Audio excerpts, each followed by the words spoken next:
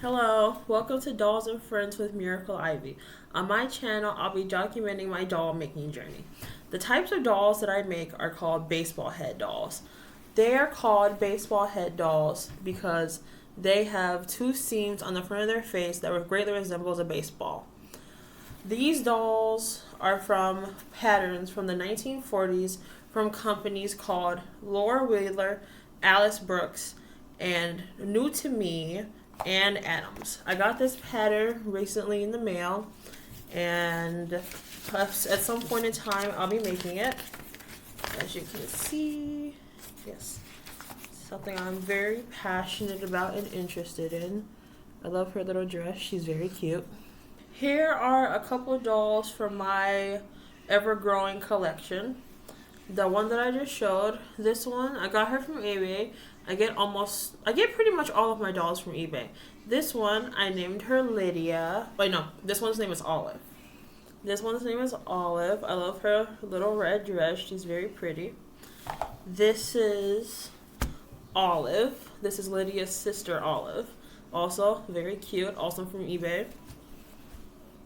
This is a doll, another one that I got from eBay named Sylvie. I like her outfit. I love how textured her little afro is. This is one of my favorite dolls, Queen Esther. She has a boyfriend that's in my room right now that I don't feel like getting. His name is Obadiah. And this is a shelf sitter that I got off of eBay, and her name is Annelle.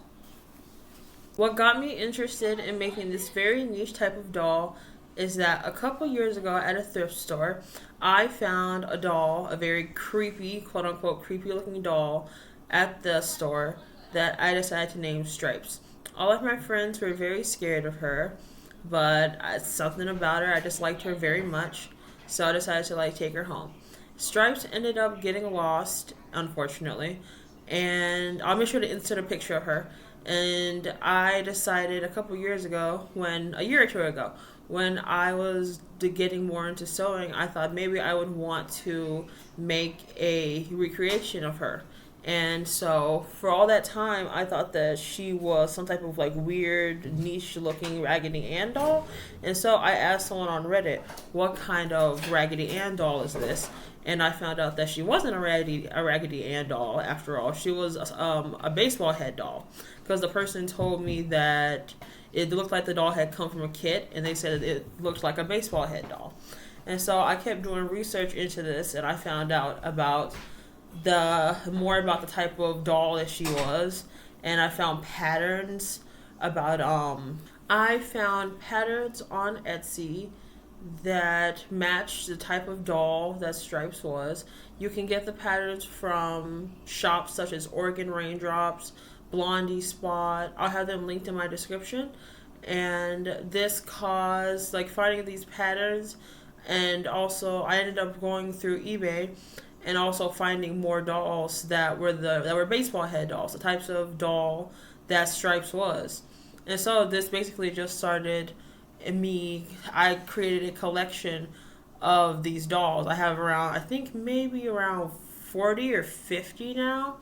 And as I kept collecting these dolls, I realized that there aren't really any black ones, or even just simply non-white baseball head dolls. The ones that are black tend to be super high in price because it's so hard to find non-racist depictions of black people, especially within vintage items at least. The vast majority of the time that I bought baseball head dolls that were black, they tend to be $60 or higher, even though their white counterparts tend to be at the highest $30 or $40.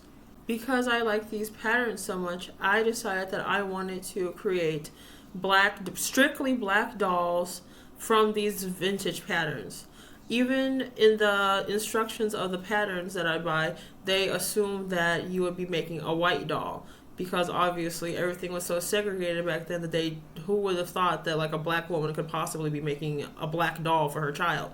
Even though tons of people did this, they were never targeted in the sewing instructions. You can definitely see the segregation even within the sewing pattern instructions. I like the fact that these dolls I collect from eBay, you can tell that they've all been made by different people, even though they all come from similar or sometimes even the same pattern. So what I want to do is document the dolls that I make and spread the word and make tutorials about this specific type of doll, especially considering the fact that when I first started making them, I'm a visual learner and I couldn't find any visual media about them. Another one of my goals in regards to making these dolls and doll making in general is that at some point I plan on selling these dolls.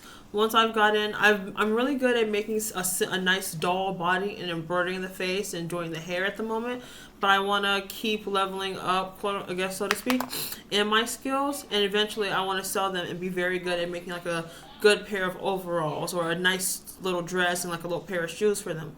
These are some tags that I got off of Etsy for when I do eventually start selling them. These are going to be sewn into all my doll bodies. Dolls and Friends by Miracle Ivy. I'm very excited for this. I've noticed that when people talk about diversity in dolls, they usually are only talking about the race of the doll itself and not necessarily like the material that the doll was made with or the individuality that each rag doll that's made has by default. Because even though I can tell that Lydia and Olive were made by the same person, they still look different, and I really like that about them. The individuality that comes with making rag dolls isn't something that you're necessarily going to find in a plastic handmade doll. Even with rag dolls that I have found that are massively manufactured, they still lose that individuality at times and that love, I suppose, that goes into making them. So I really want to get into the mix as a Black, queer, non-binary, trans mass person, even though I know I don't look like all that, and I want to create representation for Black queer adults and maybe even Black younger children, because dolls are the first form of media that we see ourselves represented in throughout our lives. If you're interested, you can follow me at Dolls and Friends on Instagram, and you can also subscribe to my YouTube channel here. Thank you so much. I'll be uploading soon.